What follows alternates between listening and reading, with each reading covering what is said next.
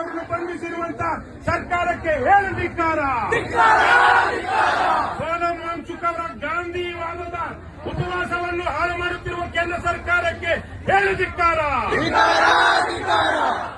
ಹೇಳಿ ನೀವು ದೇಶ ಪ್ರೇಮಿಗಳು ಅಂತ ಹೇಳ್ಕೊಂಡು ಯಾರೋ ದೇಶದ ದ್ರೋಹಿಗಳಿಗೆ ಇವತ್ತು ಸಹಾಯ ಮಾಡ್ತಾ ಇದ್ದೀರಾ. ನೀವು ಕೇವಲ ಬೋಲೋ ಭಾರತ್ ಮಾತಾ ಕಿ ಜೈ ಅಂತ ಹೇಳಿ ಇವತ್ತು ದೇಶವನ್ನ ನಾಶ ಮಾಡ್ತಾ ಇರುವಂತ ಬಿಜೆಪಿಗರಿಗೆ ಬೆಂಬಲಿಸ್ತಾ ಇದ್ದೀರಾ.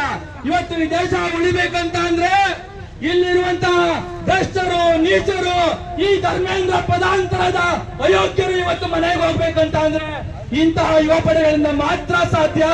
ಅದು ಅಲ್ಲಿ ಕೂತ್ಕೊಂಡು ಕೆಟ್ಟದಾಗಿ, ಅಶ್ಲೀಲವಾಗಿ, ಅಸಭ್ಯವಾಗಿ ಕಾಮೆಂಟ್ ಹಾಕುವಂತಹ ಏಡಿಗಳಿಂದ, ಕೋವಡಿಗಳಿಂದ ಅಲ್ಲ ಅನ್ನೋದನ್ನ ನಾವು ಅವರಿಗೆ ಸಾರಿ ಹೇಳ್ಬೇಕು.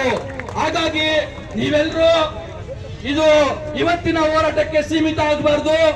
ಈ ಹೋರಾಟ ದೆಹಲಿಯಲ್ಲಿ ಏನು ಹೋರಾಟ ನಡೀತಾ ಇದೆ